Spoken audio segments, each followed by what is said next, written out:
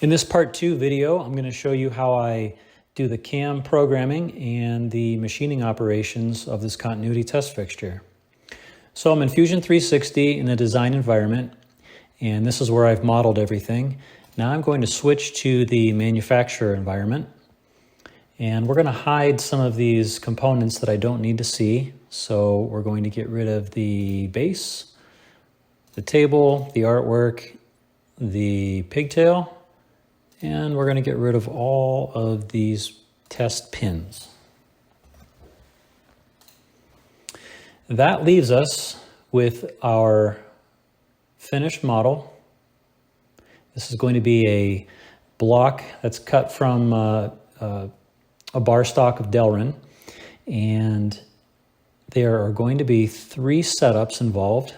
Our first setup is going to machine the connector entry into this test fixture.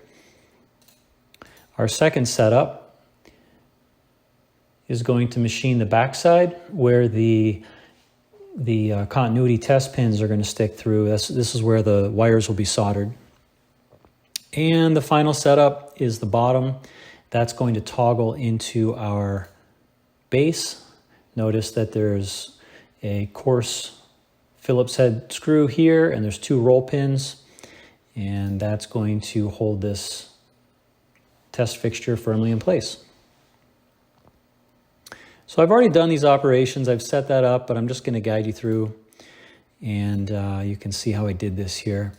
So the first thing I did was I created an operation for my touch probe. Now I'm going to touch off on my x-axis, my y-axis, and my z-axis, which is up and down.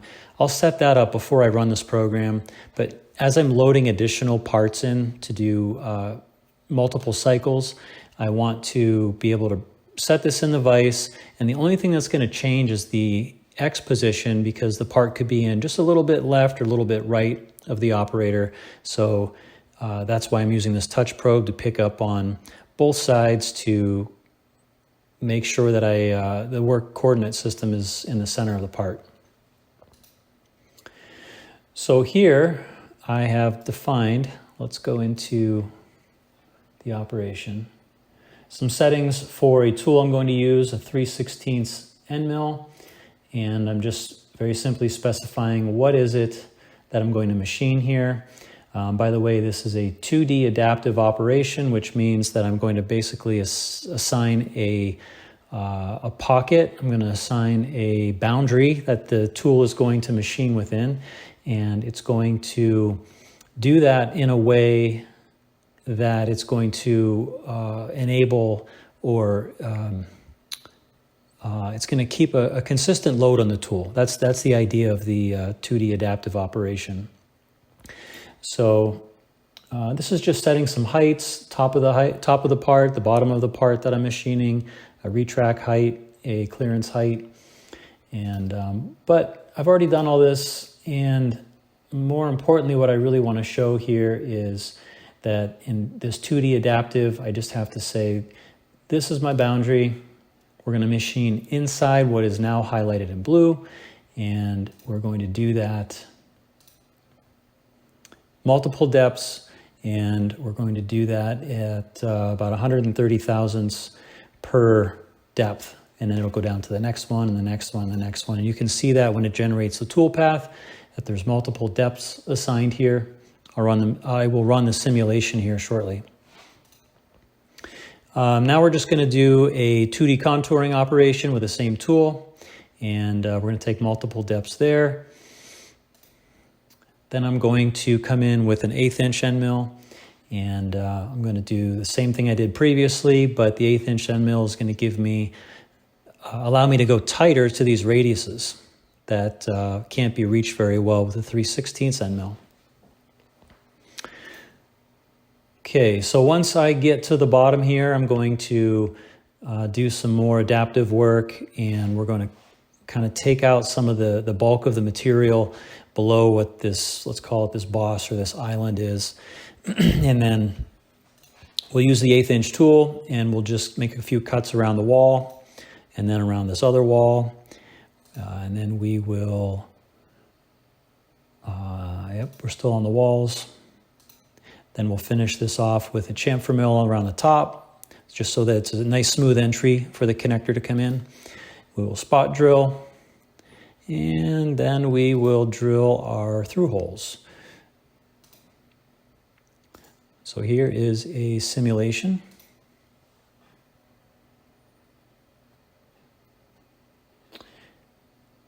Slow this down a little bit. Maybe we'll speed it up a little. There's the touch probe picking up the new location on the x-axis. This is that 3/16 end mill that's roughing. Notice it can't take this material out very well in these corners because the radius of that tool is much larger than the radius of the machine pocket. So, and we're doing this in several steps because too much load on the tool could break the tool. This is Delrin, it's very easy to machine, but I'm sure I could optimize these tool paths, but for now, this works really well. We're doing low production, it's not a big deal. This gets done rather quickly. Let's see if we can make a few changes here. We're gonna hide the actual fixture. This is the material and not the model of the workpiece. And let's change the transparency of our part. There we go. And now you can see some of the action inside of this cavity. This is the 1/8 inch tool taking out material. Now we're going to come in and pocket to take out the bulk of that material so that we can then just run a 2D contouring operation along the walls. I can speed this up just a little bit. Slow it down.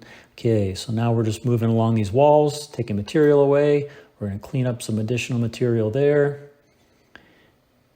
Okay, we're still doing the walls. Now we're going to chamfer the top. This is a spot drill. The spot drill is used so that when we do the drilling operation, we know that we have a nice hole that's started. The point of the drill is going to toggle into those, into the top of the hole correctly. And this is just a drilling cycle. It's coming up for a chip break. You can't force that tool all the way down through without it loading up that hole and possibly breaking a drill, or wouldn't really stall out in this case.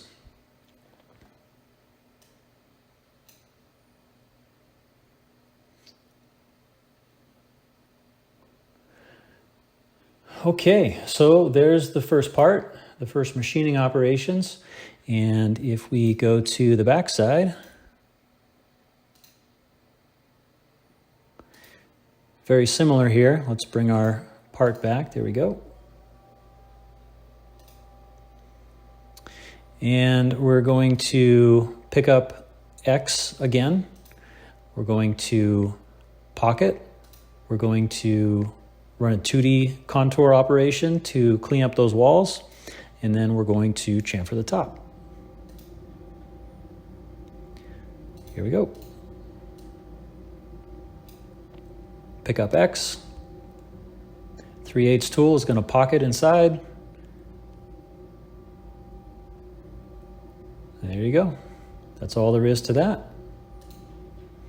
Now the last operation, the last setup. We're going to pick up this side, this side. This is now X. Spot drill and drill.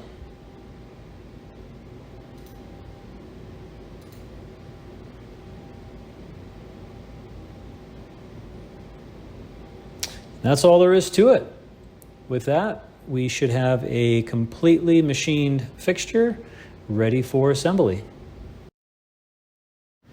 In the next video, I'll show you how I use a CO2 laser to add artwork to the top of this fixture.